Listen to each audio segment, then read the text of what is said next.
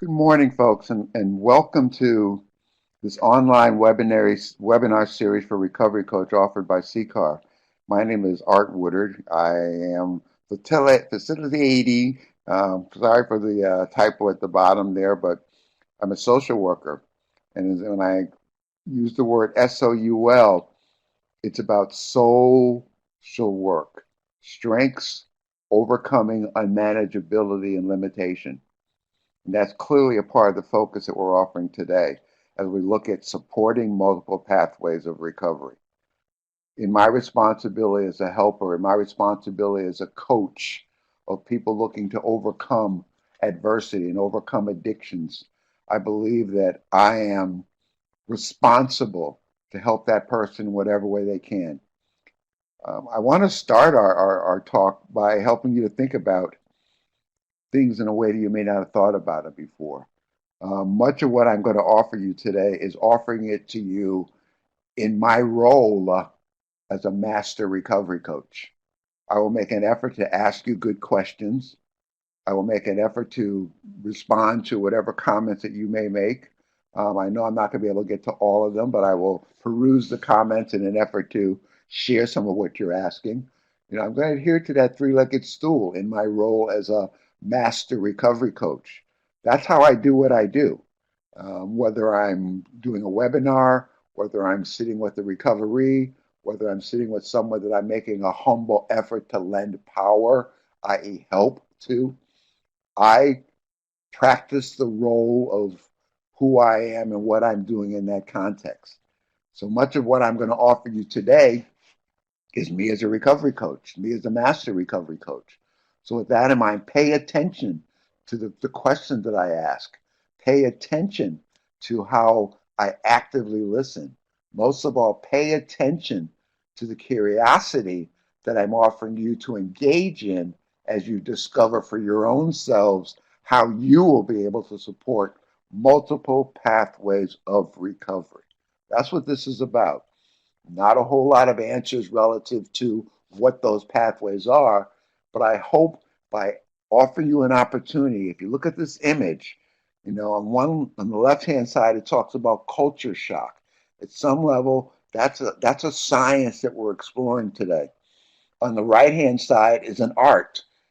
Recovery Coach Academy offers you an opportunity to learn the science of coaching recovery, to learn the science of recovery so that you can develop your own art.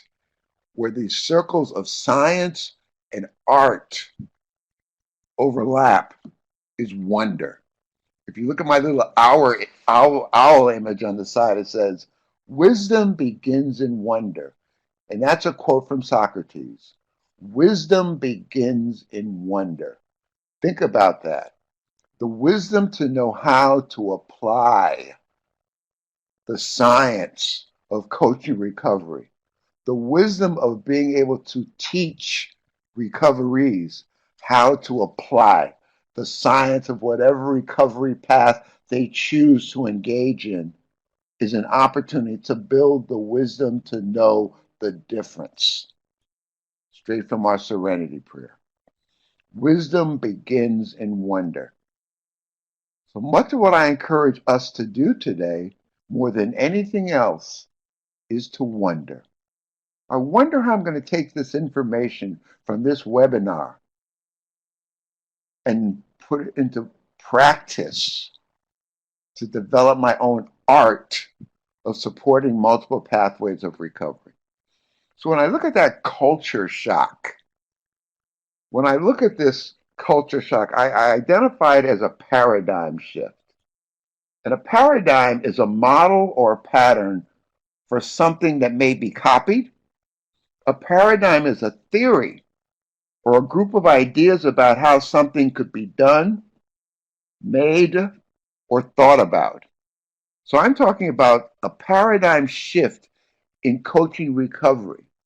A clear paradigm shift in my humble effort to provide care over time prior to my 10-year co-facilitation of Recovery Academy. My prior paradigm shift in how to provide care went from treating people that I was helping as objects of my wonderful help processes to partners in that process. And clearly, a major paradigm shift in coaching recovery that I embraced and discovered and wondered about as I facilitated Recovery Coach Academy has produced a paradigm shift. A paradigm shift, the synonyms are their examples, their models, their patterns, their standards, and their theories.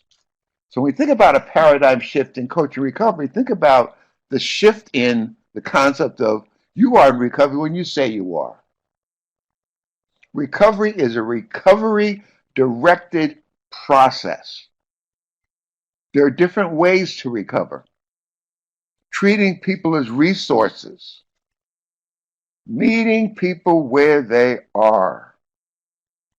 It's about the recovery. It's not about me. And that clearly applies in this webinar. It's about you, offering you some information on how to take the science of coaching recovery and how to take the science that's developing relative to multiple pathways recovery and develop your own art. It's about you. It's not about me. And the recovery is the expert on their experience. Those are paradigm shifts that we have experienced in this whole recovery coaching movement, in this whole recovery-oriented systems of care, in the way that we provide care. When I describe recovery, I describe it as turning my life over to care. And in turning my life over to care, care is both the sciences and the arts that people offer me in their efforts to provide me with the service of care, as well as the attitude of care. So thinking about wisdom begins in wonder. I wonder how I'm going to demonstrate the attitude and the service of care as I'm supporting multiple pathways of recovery. Let's move on.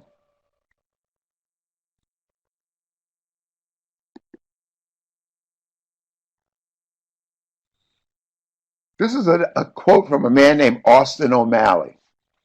And Austin O'Malley says that knowledge is flour, but wisdom is bread. Think about that. Knowledge is flour, but wisdom is bread. Think about the knowledge that we receive in Recovery Coach Academy, the knowledge that we receive in our humble effort to learn the science of coaching recovery and learn the science of recovery. That's knowledge. That's the flour that hopefully you can make bread to feed recoveries. Love that concept, love that image. So I'm going to date myself now, and maybe some of you will join me. When you think about knowledge is flour and wisdom is bread by Austin O'Malley, think about this concept in relation to wonder. Wonder bread. I grew up on white Wonder bread. I've since graduated to whole wheat bread. However, Wonder bread. Knowledge is flour, but wisdom is bread. And bread is bread through wonder. Allow yourself to embrace that concept. Wonder bread. Knowledge. Wisdom. To know the difference. In my effort to encourage wonder versus offering you, learning objectives, I want to offer you some things to wonder about, some things to be curious about, and some things to begin to engage yourself in engaging in a process of developing your own art. Think about what are the limitations and prejudices that we all have in supporting multiple pathways of recovery. What are the limitations and prejudices you've experienced within your own assessment of your ability to support multiple pathways recovery? What might have been some of the limitations and prejudices that recoveries may offer you? What are some of the limitations and prejudices that abound in our recovery communities and in our recovery settings, especially the clinical settings? Encouraging wonder. What are the blocks and barriers in supporting multiple pathways of recovery? We have an opportunity, we have a responsibility as coaches to remove the blocks and the barriers in supporting a recovery process and path. However, as my grandchildren are prone to say, do not allow our own attitudes, limitations, and prejudices be a block or a barrier to that concept. And in many ways, I'm offering you an opportunity to wonder your way through, to an ability to begin to better accept your responsibility to remove the blocks and the barriers that a recovery may experience as they explore the opportunities that are there for them to recover. Encourage, bring wonder. How well do you discover and manage your own stuff as you support multiple pathways of recovery? Do you engage in a process of self-examination, self-awareness that opens you up to the ability to appreciate that, maybe I'm not so good at supporting pathways of recovery as I thought I was. And again, folks, that's not a judgment or a blame process that I'm offering you. It's an opportunity to problem solve.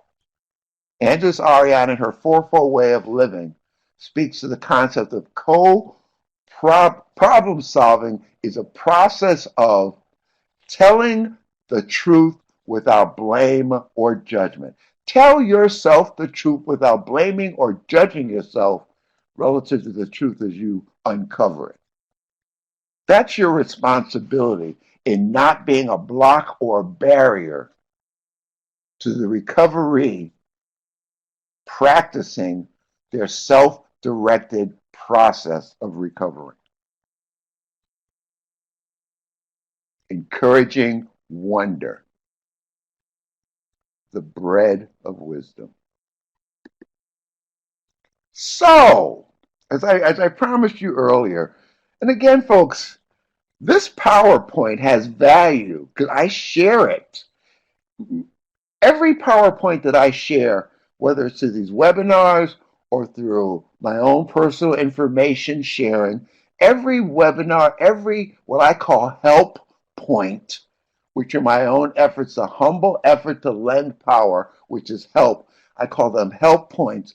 Every help point that I share with people who are learning how to help other people, I share with recoveries. Why develop this information if I can't keep it simple enough and if I can't keep it honest and open and embracing enough for everyone to get the content and take that content and act on it? Think about that. So again, I promised you earlier that I'm going to treat you as an audience of recoveries, an audience of recovery coaches, and I'm the master coach.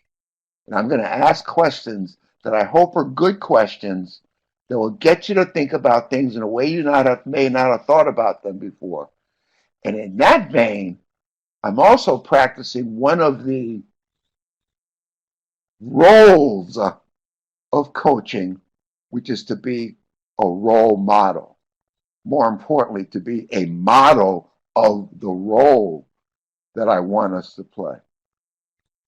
When I'm curious or wondering about you, I can't be in judgment of you. Clearly, Ruth. Clearly, clearly, clearly. I find that curiosity does a wonderful job of dispelling potentials for judgment. If I'm curious and I'm wondering, I'm going to engage that person that I may want to judge in a process of satisfying my curiosity and my wonder by asking good questions based upon that curiosity. Thank you, Ruth. I really believe that. I truly believe that. For me, that's why curiosity stands at the forefront of all the work that I do. I am curious on how my 15-year-old grandson is going to participate in his newly found relationship that he calls love with his friend that's truly his girlfriend. Again, the curiosity is an opportunity to explore, and now and the exploration helps the other person to explore as well. I can't paint myself into a corner if I'm genuinely and authentically interested in your worldview. Right on it, John. We're going to talk in a couple of minutes about worldview as a part of culture. If you get where I'm going, I'm getting you to think about our ability to think about the culture of recovery and the importance and the power that multiple pathways has in developing a culture of recovery that has the potential to embrace everyone. Whew, good stuff. So I'm wondering, how many pathways of recovery are you familiar with? How many pathways of recovery are you familiar with? Let me note at this point in time, we got a lot of time on our hands as a result of this virus that is impacting our ability to be as free as we'd like to be as connected as we'd like to be. However, part of the process of acceptance that I engage in on a daily basis, and that acceptance is my curiosity on how I'm going to occupy my time to my best advantage. If you've been around me for more recently, I believe in a concept called occupational science, which really looks at our ability to appreciate our ability to occupy our time in successful ways. Many people are asking and thinking about, what do I do with this spare time, this time that I've used in other ways in the course of my profession and my personal life? Develop yourself. Develop you. And one of the ways you can develop you is perhaps to respond to some of these questions that I'm asking. Again, the utilization of this webinar is the ability to go back and look at these questions and journal and diary this as an opportunity to learn this information. You teach best what you most need to learn. And when you teach best what you most need to learn, you teach it and you learn it twice. So I'm encouraging you to take away this information and to teach it. Teach it to someone that can utilize it. Teach it to someone who may not have been able to observe this webinar. Teach it to recoveries. Share this PowerPoint with them. Engage them in a process of discovery and curiosity that will enhance both of your opportunities to focus in on what might be helpful and appropriate and culturally appropriate pathway of recovery for that recovery. So how many pathways of recovery are you familiar with? Just wondering. How many pathways of recovery do you know and understand well enough to educate and or support a recovery's journey? Think about that. Our ability to know and understand multiple pathways of recovery is our opportunity and ability to help recoverees to explore possibilities, to explore what fits best for them. Just like cultural competence is possibly familiar with all pathways, it seems unlimited. Yeah, cultural competence, I tend to think about our ability to be culturally sensitive, to be culturally humble, meaning that I don't know what I don't know, but most importantly, to be able to be culturally responsive, able to respond. And think about culture not as color or ethnicity, which is where we've gotten stuck in when we talk about the learnings and the teachings we've gathered over time around cultural competence. Think about the ability of being competent in culture so that we can embrace it all. How can we begin to develop cultures that are competent enough to embrace everyone and everything that we need? And that's a major part of what we're doing when we want to embrace multiple pathways of recovery or multiple pathways of cultures of recovery.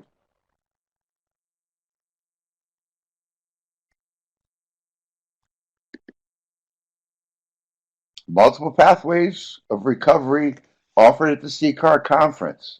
Again, folks, I offer recoveries recovery tasks. Many of us would call that homework. It's an opportunity to learn lessons that are valuable to their activity. Excuse me. I'm offering you the same as you explore these questions that I'm asking you.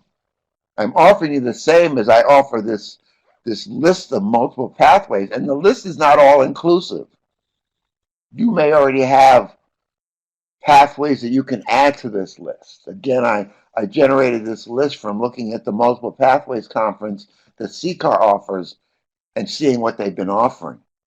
But think about it again. I would encourage you in your efforts to enhance your discovery process to satisfy your curiosity on how I can better embrace multiple pathways of recovery. I encourage you to spend some time, quotation marks, spare time in exploring these possibilities, getting to know as much as you can know about them. Go to YouTube, look at videos, inquire, make connections with other recovery coaches who may know more than you know. Part of this concept of cultural humility, this culture that we're trying to build related to multiple pathways of recovery, demands humility. I don't know what I don't know. So how do I find out? I practice. I learn. I grow through that practicing and that learning. You teach best what you most need to learn. And when you learn it and you teach it, you learn it twice. So many of you are reaching out to recoveries in these times of disconnection. Thank goodness that there is a recovery connection that keeps going on in our communities, offered by you as helpers and as coaches. There's also a spiritual connection that's going on in our communities. I encourage you to share some of this information, to explore these possibilities as recoveries seek to engage in processes and pathways that will embrace their and help their opportunities to get the support that they need. I love the fact that there are people already identifying and listing some of those additional pathways of recovery that we're in a process of ongoing discovery related to. Familiar? My old standby. I always fall back on this stool. This is a part of me keeping it simple. This is a part of me teaching what I most need to learn. This is a part of me appreciating what the basic efforts that I make in my role as a coach, in my role as a helper are. I actively listen, and in actively listen, I'm listening to understand. I'm listening to discover. I'm listening to satisfy my curiosity on how I might be helpful.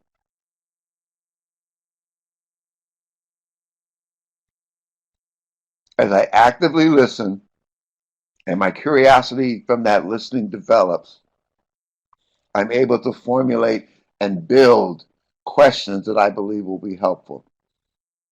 Help is a humble effort to lend power.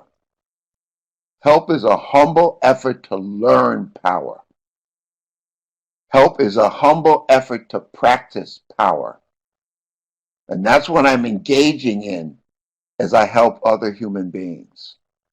And in my humble effort to learn and lend and live and practice power, I'm satisfying my curiosity on how I might be able to do that in the numerous situations that I'm confronted with by asking questions.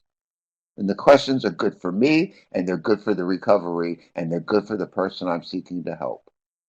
Asking good questions not only satisfies my curiosity, but builds an opportunity for people to learn and think about things in a way they may not have thought about it before. I am constantly told that I ask good questions, or somebody will say, "That's a good question." And I share back, "Thank you. I ask good questions. I've always asked good questions."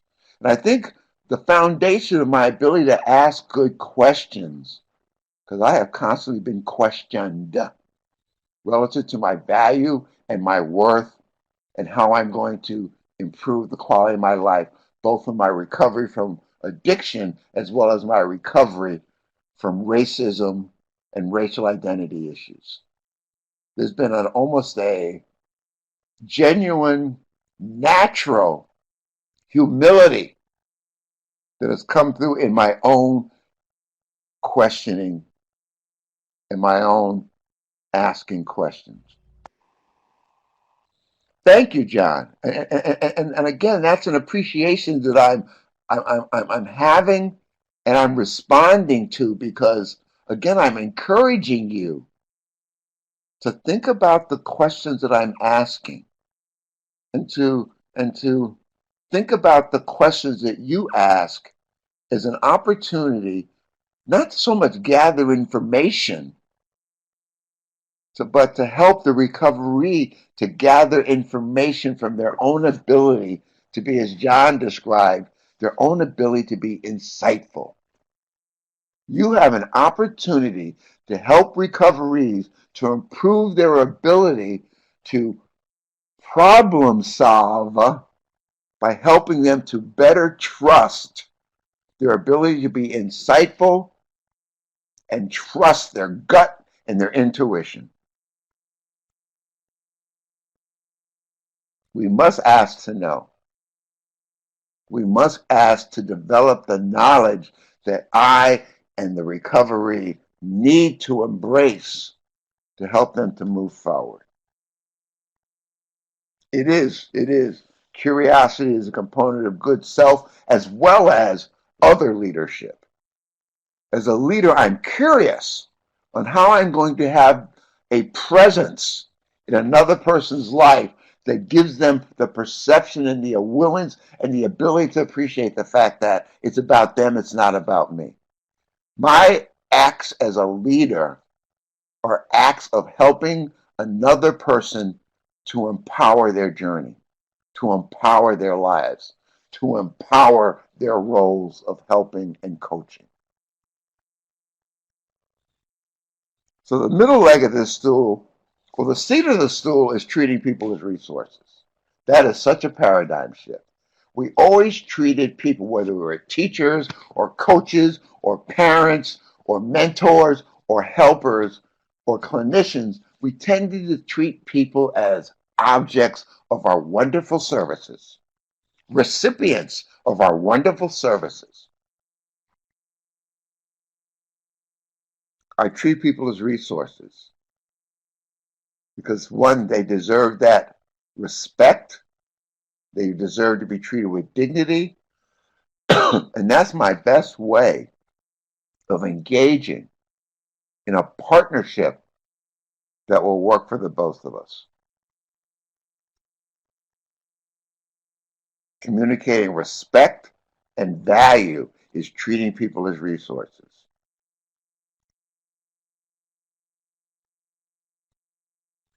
And so much of treating people as resources, folks, is to perform our role to the best of our ability. And the ability to perform our role to the best of our ability demands that we discover and we manage our stuff. For those of you who are looking for self development during these times of physical disconnection from the people that we want to help, develop yourself by discovering and managing your stuff. Develop yourself by going back to those 3 questions of adolescent development. Who am I? i.e., what is my identity? Why am I? i.e., what is my purpose in living on this earth? And where am I going? i.e., what is my direction? Transformation is so much about transition, and transition is so much about direction. Moving from one place to another place is a transition that brings a transformation. In many ways, being stuck in the house is like the caterpillar in the cocoon. You have an opportunity to feed yourself, to metamorphose, to develop a metamorphosis that brings you out of that cocoon somewhere in the future and allows you to spread your wings as the butterfly. Many of our histories look back at a butterfly as a sign of a child or a soul. We're developing our souls as we are in the cocoon created by coronavirus. That's the blessing in what it feels to be a curse. The blessing of the opportunity to develop yourselves into a greater potential in doing the work that you so value and have such a great passion for. One of the pieces I'm constantly focusing on in my own personal and self and professional development as I live with heart failure is turning my passion to continue to do this work into power. And power is personal responsibility, overcoming weakness, empowering responsibility.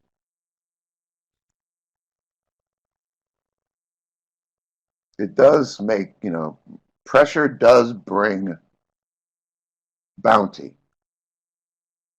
Just as pressure brings stress and feelings of inadequacy.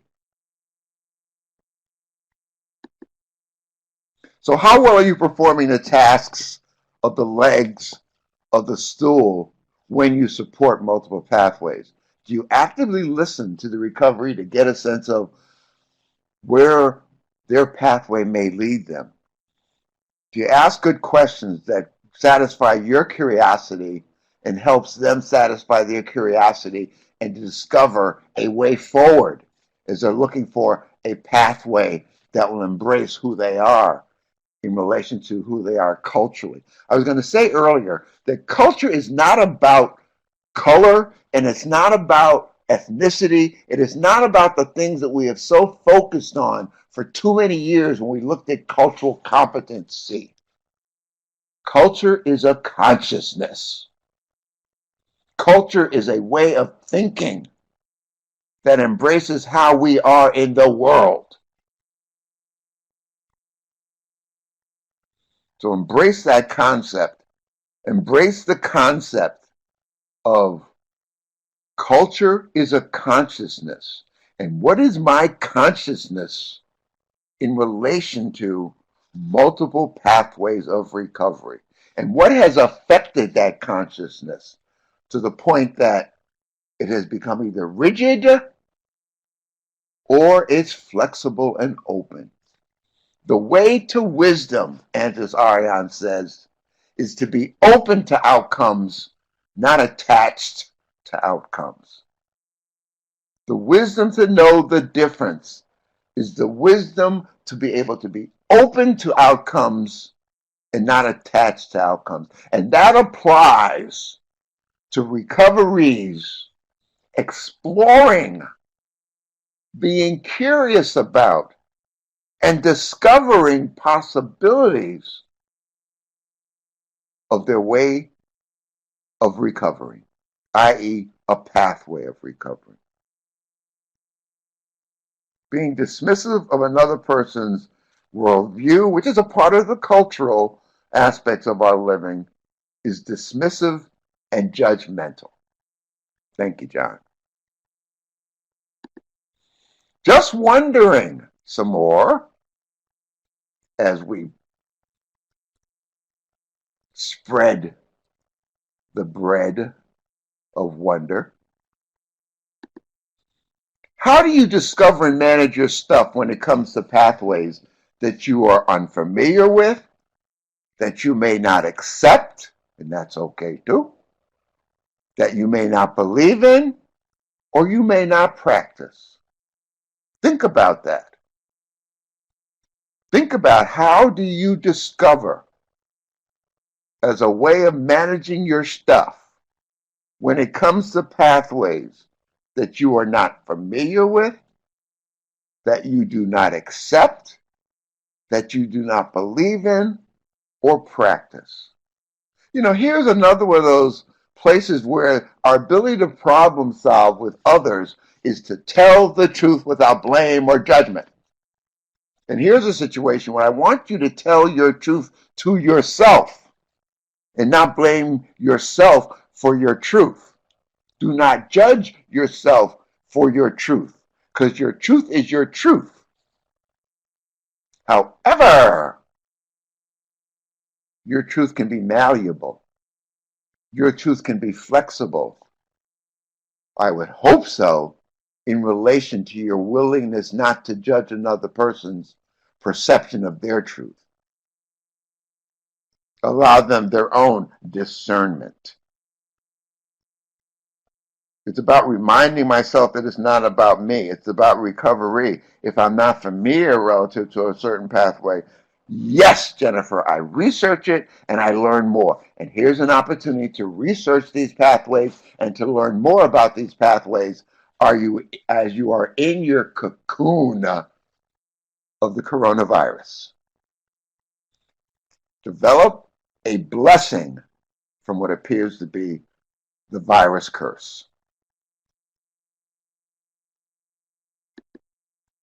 Just wondering some more and more. Does or how does your stuff limit your willingness and your ability to embrace and understand certain pathways of recovery? Again, I ask good questions. And these questions are an opportunity for you to think about things in a way you may not have thought about them. And there are also questions that you can develop and posit and ask as good questions in your work with recoveries and people you are making an honest and a humble effort to help. Limiting our willingness is denial. Denial isn't so much about DENIAL, don't even notice I am lying, or don't even notice it's a lie. Denial is also DENIAL.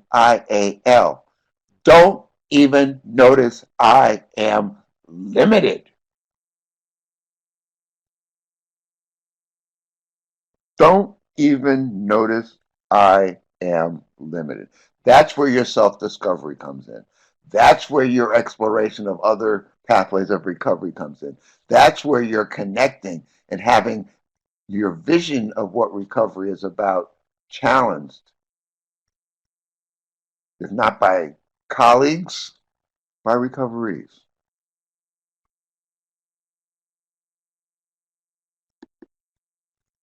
wondering, when was the last time you reviewed your personal stance to different pathways of recovery? Remember this exercise in Recovery Coach Academy? We suggested that you do it, and then you go back and review it, and you do it again. That suggestion comes up again. Here's another recovery coach task, a piece of homework that I would encourage you to engage in. Limitations and prejudices in supporting multiple pathways of recovery. Think about these. Having a limited understanding or awareness of pathways an individual might take to address substance use disorder. Having a prejudice towards a pathway that limits your understanding and acceptance. Having a limited, singular idea of what recovery is or what recovery looks like, many times predicated by your own recovery experience. Embracing these prejudices that exist among mutual aid groups, i.e. Alcoholics Anonymous, the Anonymous groups, and other mutual aid groups, and pathways that serve to divide the recovery community and alienate those seeking help. This comes from an article by a man named Michael Miller entitled Bridging the Gap, Embrace and Understanding of Many Pathways to Recovery. I encourage you to Google this article and read it. Helpful to me. Some of the conclusions that Michael Miller comes through in this article are: we have a responsibility as a recovery community to support recovery no matter which pathway an individual chooses to get there. In order to live up to this responsibility, we must understand not only the importance of individual choice, but also the choices that are available. Well done, Stacy. Right on top of it. This paper is located above in the file share box. Thank you, Stacy. Gosh, you're good. Both the broader society and the recovery community possesses limited access to and understanding of the different pathways to recovery. Appreciate this and educate on this and be educated on this. We have a tendency to stigmatize pathways that differ from our own, thereby building a wall of denial, a wall of that I am limited between those of us in recovery and those experiencing substance use disorders, keeping them from the help that they deserve. You've got to remove that potential barrier. And we remove that potential barrier by discovering and managing our own stuff. More conclusions by Mr. Miller. The recovery movement must continue to fight for the equitable access to treatment and recovery support for all. For me, that's what cultural responsiveness speaks to. We cannot achieve equitable access to treatment and recovery support for all if we each remain in our own respective silo, believing that our way is the best or our way is the only way, only because that's the only way we know. Our chances of making a lasting impact are multiplied when we set aside our differences and work towards common solutions, work towards collaboration, work towards working together. Recovery community, recoveries, recovery coaches, working together. When we begin to understand that one size does not fit all, a shift occurs. When someone says, I need help, this shift allows us to answer, excuse me, you're taking the first step. Let's take a look at your options.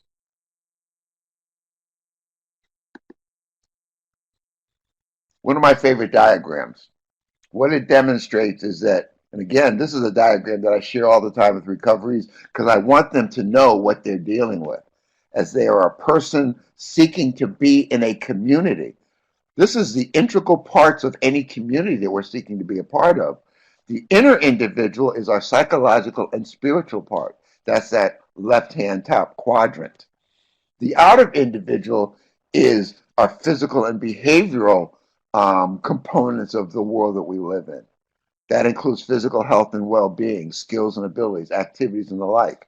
The outer collective are the natural and social systems that impact our way of being in the world.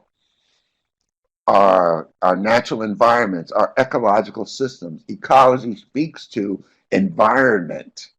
We have people seeking to find environments where they can make a fit that benefits their ability to increase the quality of their lives and increase their well-being. And that's where this concept of community has its greatest opportunity to be helpful. Because the inner individual and the outer collective must come together to offer that best fit possible. And again, as Rita just said, we have so much more in common than we do differences. And what we have in common is this diagram, is this image. This image applies to anyone that I sit with. This image applies to each and every one of us. So take some time to better understand its impact on you as an inner individual, you as an outer individual, you as a part of an outer collective, and most importantly, you as an inner collective, because that's your culture. That's your cultural beliefs and aspects. Cultural, as John mentioned earlier, are our worldviews. It's our shared meaning. It's our collective norms and ethics. It's our shared attitudes, values, beliefs. It's our shared vision and goals. It's our stories and our myths. It's our shared history and customs. It's our shared language, symbols, art. It's our co-creativity. It's our culture, participation, and contribution. Folks, look at what the inner collective offers us as we perceive a community and titrate it down to who we are and what we are as a culture of recovery, as a culture of coaching recovery, as a culture of recovery-oriented systems of care.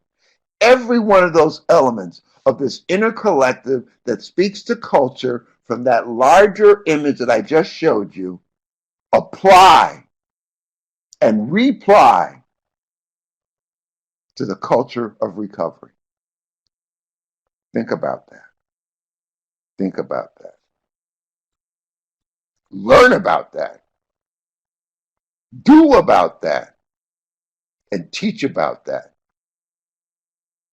So you'll learn it twice. This is an article that I'm sharing that I'm just sharing because, again, I'm giving you some recovery coach tasks. You call it homework. Again, I am responsible to your learning, yet I'm not responsible for your learning. I can't make you do a damn thing. And I'm not trying to. I'm treating you like the resources that you are and have a belief that you want to improve the quality of your role in coaching recovery. And this article offers you an opportunity to continue to explore what we're talking about today. When you Google culture of recovery, you find very little. Actually, I think this article was written by Bill White back in 1990. And I think we can build on it by really focusing in on what the culture of recovery is evolving into. There's a transition that's going on from what we saw as a singular AA culture to a broader culture of recovery that we all have an opportunity to add to. AA remains the standard by which pre-AA and post-AA groups are judged. Be aware of that, accept that, appreciate that, but it's not the only way. At the bottom of this bulleted list, AA has had an influence on our culture. AA has had an influence on how we do recovery. That's what culture is about, how we live together, how we do certain things. And its influence and its impact and its culture has been very valuable.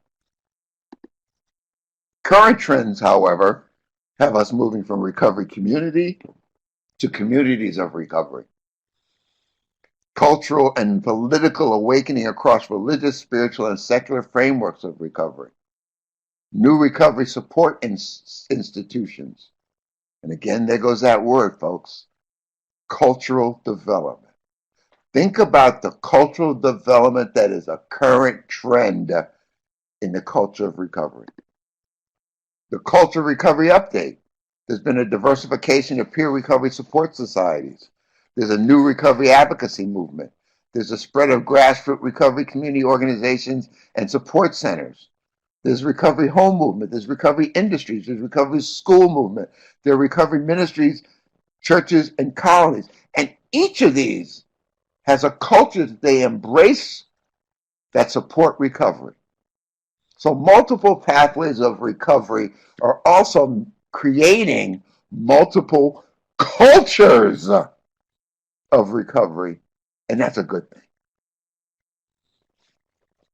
Recovery coaching is in part helping an individual to identify where and how they don't feel they fit. That is often a part of the reason using drugs and alcohol is perceived as a valid coping skill. Thank you, Trevor. The pathway for that individual has to respect the need to fit. Again, powerful point. As a student, freshman student at Yale University in 1968, I did not feel as if I fit. When I went home as a student from Yale University, I did not feel I fit in my community. And as Trevor alludes to, much of what helped me to feel like I fit somewhere were those groups where I sat around and drank and got drunk. I felt like I fit there, or I felt like I fit with the misfits. And that happened over time. So Trevor makes a very powerful point. So much of what we have an opportunity to do, because again, my orientation from social work school was that we have a person, we have an environment, and how do we help that person make that best fit in that environment? Much of the work that I offer today relative to the concept called occupational science speaks to the same concept, except it broadens that concept. And that's a help point that I've introduced over time and continue to share. Cultural development rather than within communities of recovery, identifying reconstruction of identities, history, a new language, values, definitions, new symbols. This is all stuff that we're doing, folks, but appreciate it's a cultural development that we are engaged in. We can create our own communities, our own cultures, creative and collective and collaborative. Yes, Deb. Culture shock. Again, if you've been through my cultural responsiveness trainings, you've seen this image. It applies to what we're talking about. If you notice in that initial diagram on the cover of this PowerPoint, you saw that I spoke about culture shock and our ability to begin to do a paradigm shift. And that paradigm shift is moving from those initial attitudes related to culture shock, where we might be suspicious, fearful, and prejudiced, to being open, accepting, and trusting. And we can only move to these cultural differences to more powerful and helpful choices by utilizing coping strategies where we observe, listen, and inquire. Those are the legs of the stool. We've got that science down pat. As we practice the legs of the stool, practice it. And that's how the results build rapport and understanding. My primary role in working with recovery coaches is to build rapport and understanding. And that clearly applies when we're talking about multiple pathways of recovery. Building a rapport and understanding of what will fit and what will work and what will be embraced best. Not for me, but for the recovery. It's about the recovery. It's not about me.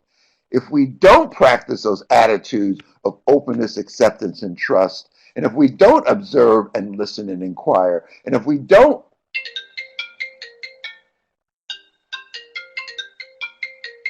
allow ourselves to develop rapport and understanding. We react.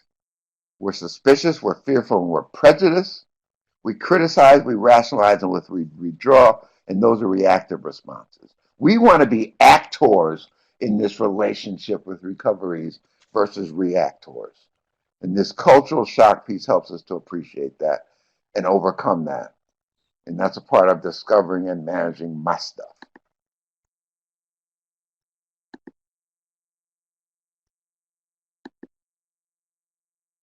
The last image I offer you is one that comes out of my work on cultural responsiveness. I call it cultural responsive helping.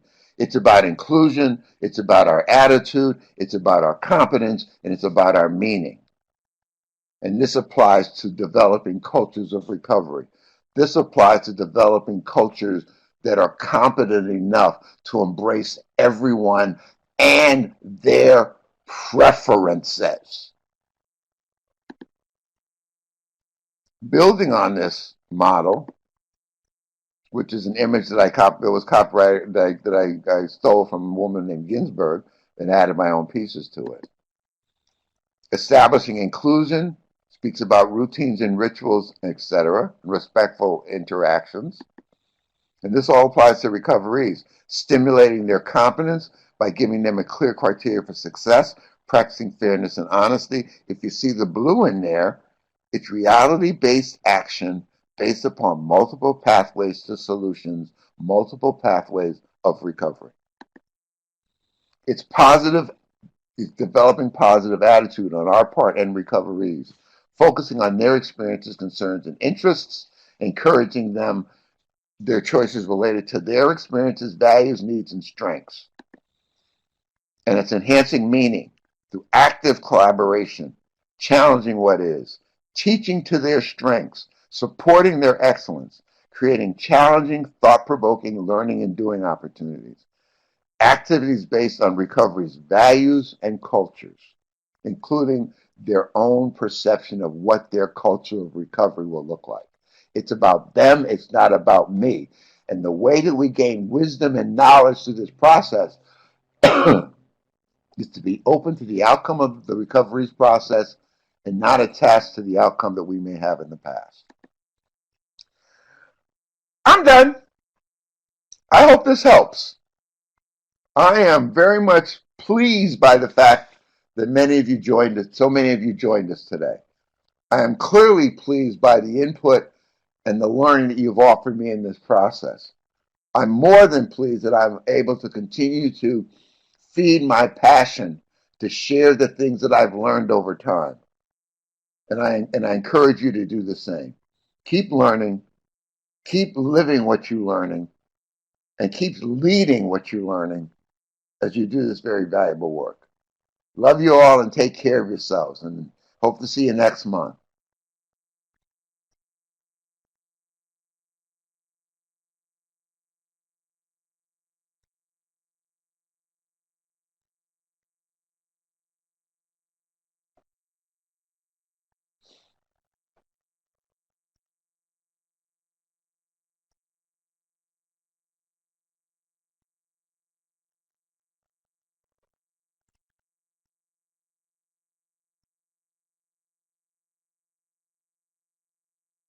Thank you, Stacy.